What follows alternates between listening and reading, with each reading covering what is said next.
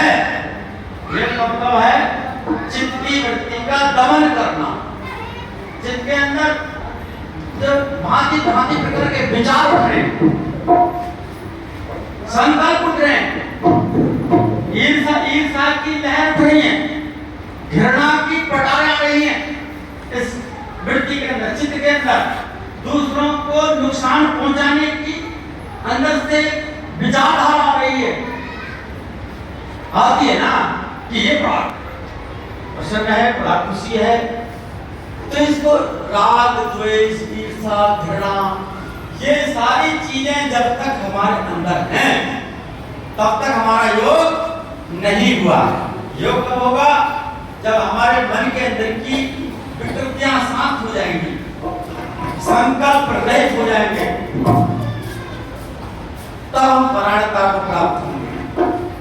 साधना योग बिना, साधना योग बिना, काहे हीरा जन कमाया, साधना योग बिना, साधना योग बिना, जन्म गमाया, साधना योग बिना, साधना योग बिना, कभी बैठी एकांत प्रभु का भजन कीना, नहीं कीना, कभी बैठी एकांत प्रभु का भजन नहीं कीना, नहीं कीना। कभी मान ध्यान सत्संग में दान नहीं दीना, नहीं दीना, कभी मान ध्यान सत्संग में दान नहीं दीना, नहीं दीना। माया ने दासी बनाया, माया ने दासी बनाया, साधना योग बिना, साधना योग बिना,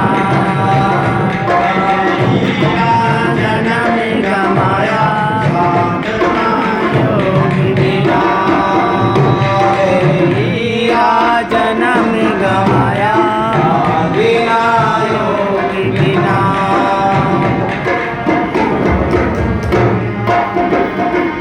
नाम को दास बनाया, न बनाया, नाम को दास बनाया, न बनाया, बुद्धि में न कभी उजाला आया, नहीं आया, बुद्धि में कभी उजाला न आया, नहीं आया। ममता ने भरमाया, साधना योग बिना, साधना योग बिना, हीरा जन्म गमाया रे, हीरा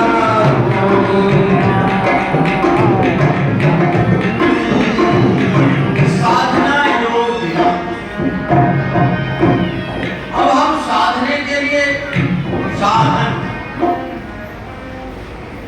अपने को साधने के लिए परिवार के साथ सबसे पहले तो हमें शिक्षा मिलती है कि माता पिता देवता होते हैं, पहले देवता है और गुरु भी वही पहले। सबसे पहले हम, क्योंकि आपने देखा जो माता पिता भक्त है वही देश भक्त हो सकता है, कोई ईश्वर भक्त भी हो सकता है। अभी एक मातृ भक्त की बात को सुन के मैं कह रहा था, मैं भी सुन रहा था, उन्होंने कहा कि ये तीसरा चुनाव है, मोदी जी ने कहा था कि मेरी माता के बिना, लेकिन मेरी माता का आशीर्वाद मुझे इस तीसरे चुनाव में भी विजयी बनाया। आपने देखा कि जब भी वो चुनाव जीतते थे पहले माता के चरणों में जाकर के प्रणाम करते थे। एक देश का व संसार का नायक व्यक्ति है, तो माता पिता से जो आशीर्वाद लेके चलेगा, मैं समझूंगा कि उसका फिर सब प्रकार से कल्याण होगा। और कभी भी माता पिता से बड़ा कोई मित्र नहीं हो सकता, माता पिता से कोई अच्छा सलाहकार नहीं होता, क्योंकि माता पिता ही कभी सुपर में भी अपने बेटे का, अपनी बेटी का, अपने बच्चे का कभी अहित नहीं चाह सकते। इसीलिए भगवान श्री राम ने भी यही किया जीवन भर, प्रातः काल उठे रखना था, माता पिता को नाम ही मत था। मैं श्री राम उठते माता पिता को माथा टेक के प्रणाम किया। तो मैं आपसे निवेदन करता हूँ सब लोगों से कि सबसे पहले हम चाहे कितने वक्ता हो जाए, कितने ज्ञानी हो जाए, कितने ध्यानी हो जाए, अगर हम माता पिता से भिन्न रहते माता पिता से आशीर्वाद नहीं लेते, तो कहीं ना कहीं वो कभी हमको जीवन भर करती रहेगी, कहीं ना कहीं कमी उसकी दिखती रहेगी। एक माता ने बड़ा आशीर्वाद दिया उसी दुर्योधन को, और कैसे दिया? जब पहुंचा कि माँ मेरे पास कुछ नहीं बचा है, केवल आप हो मेरा मार्गदर्शन करने के लिए, तो देखिए माँ की ममता। माँ ने कहा बेटा अब मेरे पास कुछ नहीं बचा है शेष, एक ताकत, एक शक्ति बची है कि मैं तुझको वज्र का बना सकती हूँ।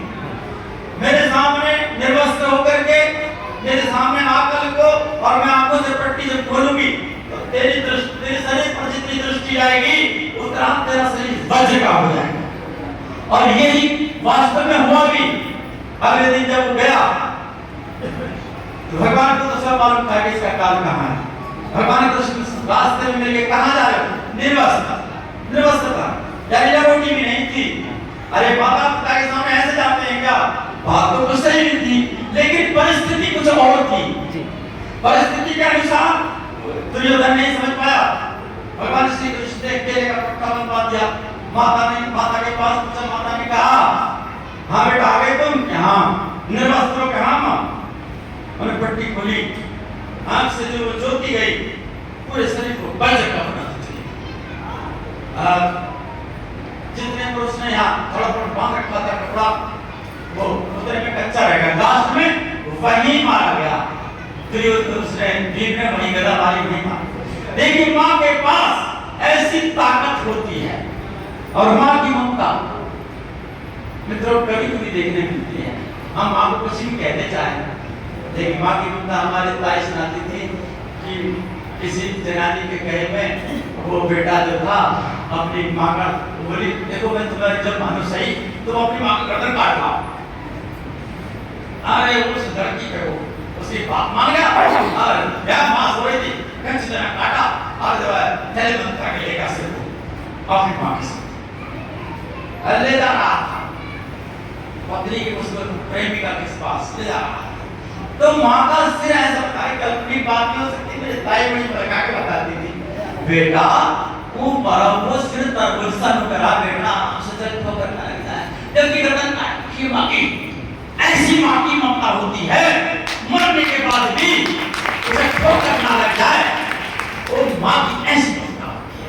और वो लोग जो माँ को माँ नहीं समझते, मैं समझूंगा वो अपना सब कुछ खो देते। मित्रों माता पिता जैसा कोई नहीं। उसके बाद हमारा जीवन जब आगे चलता है तो गुरु एक ऐसी ताकत मिलती है जो अपने शिष्य को कभी उसका पता होता नहीं देती। गुरु एक ऐसी चीज होती है, माता पिता से कुछ आगे हो गया है गुरु का, क्योंकि गुरु के लिए तो यहाँ तक कहा है, गुरु गोविंद दोनों खड़े किसके लागुमान, अरे बलिहारी गुरु आपके गोविंद दिए देता है। भगवान भी खड़े हैं और गुरु भी खड़े हैं। संत कहते हैं कि किसको प्रणाम किया जाए, भगवान को बताया किसने, भगवान की जानकारी किसने कराई? गुरु ने कराई। गुरु नहीं होते हम भगवान को नहीं जानते, इसलिए गुरु का उत्तर है। ये कहीं बहुत बड़ा माता पिता से आगे निकलता है, लेकिन गुरु को प्राप्त करने में भी माता पिता का हेतु होता है। अगर हम माता पिता के सानिध्य में रहकर, माता पिता की आज्ञा में रहकर अगर हम अपने जीवन को जीना शुरू करते हैं तो एक उज्ज्वल करिश्मा करके एक ऐसा स्थान बन जाता है जो इतिहास में उसका नाम हो जाता है। इसलिए तो मैं आपसे बात यही कह रहा हूं कि मातृभक्ति, पितृभक्ति, गुरु भक्ति, अभी स्वामी जी कह रहे थे, स्वामी महाराज जी कि भक्ति, भक्त और भगवान तीन चीजों का संगम होता है। बड़ी बढ़िया बात जो कभी कभी सुनने को मिलती है, जब हम ऐसी धारा में, ऐसी जगह पहुंच जाते हैं जहां भक्ति कर रहे हैं और भक्ति करने वाले भक्त कहते हैं तो वहीं भगवान होते हैं। अभी भाई खुशबू अली जी ने वही जिक्र किया था कि इंदा, बिरला और सुषुम्ना जो संस्कृत द्वारा बताई जाती है, जो महाप्रबल घड़ियां हमारे भाई हैं, भाई खुशबू अली जी बड़े पुराने स्वामी जी के समय के हैं। देखिए आपने वह हासिल किया है जो सब लोग नहीं कर सकते, जो खुशबू अली जी हमारे बीच में, और निर्णय होकर कि जब तक डर नहीं था तेरा भयभीत हो रहा था, जब भगवान का जब तक अंदर फिक्र नहीं हुआ था, जब फिक्र नहीं था तेरा भयभीत हो रहा था, अरे आओ फिक्र हुआ है तेरा तभी निडर हुआ। क्या बात है, बहुत सुंदर, बहुत सुंदर। जब उसको हम की फिक्र करके तू ना छूट जाए, परमात्मा को हम छुड़ाए नहीं छुड़ा सकते, तो हम ये समझ जाएंगे कि परमात्मा के बिना हम रह नहीं सकते, परमात्मा की इच्छा के बिना हम सांस नहीं ले सकते, परमात्मा के बिना हम कुछ नहीं कर सकते, और अंग संग परमात्मा रहता है, उसकी इच्छा के बिना कुछ नहीं होता, तो फिर हमारा भय खत्म, दूर हो जाता है, भय खत्म हो जाता है। आप लोगों को सबको ध्यान रखना है।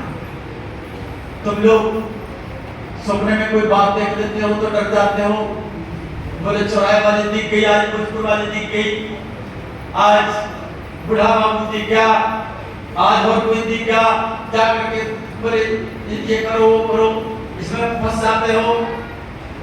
ये सब हो सकता है इन चीजों से भटक करके तुम निकले हो आगे का रास्ता मिलने का। बोले आप ये समझो कि हमें भगवान की कृपा प्राप्त होने वाली है, ये मत समझो कि हमारा अहित होने वाला है। नेगेटिव मत जाओ, नकारात्मक मत सोचो कि हमको किसी देवता के दर्शन हो गए, गंगा जी दिख गई कि अब हमारी अर्थी गंगा जी बना जाए, ये मत हिसाब लगाओ। ये भी समझो कि सत्संग रूपी गंगा भी मिल सकती है ना। तो ये तो हमारे अंदर विकृति चल रही है। कितने दिन हमको हो गए हैं सत्संग सुनते सुनते, सत्संग में जाते जाते अगर कोई तुम्हारे पास मोहल्ले में पहुंच जाए, कोई किसी को भी बहका देता है, और बहने बहुत जल्दी बहक जाती है। भूतों ने कहा जब बंटवारा हुआ, भूत भ्राते राम से, स्वामी जी बहुत कहते थे इस बात को, भूत भ्राते राम से हमें भी कुछ दो। राम जी ने तो सहज भी कह दिया, अरे जो मुझे ना माने उससे मार मार के लो, जहां मेरा नाम हो, जहां मेरा गुणगान होता हो, वहां तो तुम जा भी नहीं सकते। लेकिन जो मुझे मानने वाले ना हो, जो मेरा भजन ना करते हो, जो मेरा गुणगान ना करते हो, उसका तो कहते थे स्वामी जी चुटिया पकड़ के खींचो, बाढ़ पकड़ के खींचो, ले जाओ कहीं तक भी ले जाओ खींच के। इसलिए मैं आपसे निवेदन ये कर रहा हूं, ये प्रार्थना भी करूं, आपसे बता भी रहा हूं कि आप परमात्मा को आमने सामने देखिए, वो घट वासी है, सच्चिदानंद स्वरूप है, घट में है सूझे नहीं जानत ऐसे जिंद, अरे तुलसी या संसार को हुआ मोतिया बिंद। हमारे घट में रहता, हर समय रहता है। किसी ने कहा पिला दे साकी मस्जिद में बैठकर, किसी ने कहा था कि पिला दे साकी मस्जिद में बैठकर, ना तो वह जगह बता जहां खुदा नहीं है। तो कोई खुशबू अली जैसे कोई हमारे मित्र थे, उन्होंने उत्तर दिया, चले गए क्या खुशबू अली? ना है। रहेंगे। ऐसे कोई थे हमारे स्टोरी जैसे, उन्होंने कहा कि भाई कोई बात नहीं, पीले साहब की बेशक मस्जिद में ही बैठकर, पीले साहब की मस्जिद में ही बैठकर कातिल के दिल में खुदा नहीं होता। जो गलत करने जा रहा है उसके दिल में खुदा नहीं होता, भगवान नहीं होता। अर्थात हम गलत तभी कर सकते हैं जब हम भगवान को याद नहीं करते हैं। वैसे तो कातिल से भी यारी हो तो अच्छा लगता है, कातिल से भी यारी हो तो अच्छा लगता है, क्योंकि नारद जी की मित्रता हो गई थी किससे? रत्नाकर से। अरे लो आज नाम जुड़ गया फिर से। कातिल से भी यारी हो तो अच्छा लगता है, और भाई मरने की तैयारी हो तो अच्छा लगता है। क्या बात। कोई माने या ना माने हमारा कहना, कोई माने या ना माने हमारा कहना, लहजे में खुददारी हो तो अच्छा लगता है। बहुत बढ़िया। लहजे में खुददारी हो अच्छा लगता है? अच्छा लगता है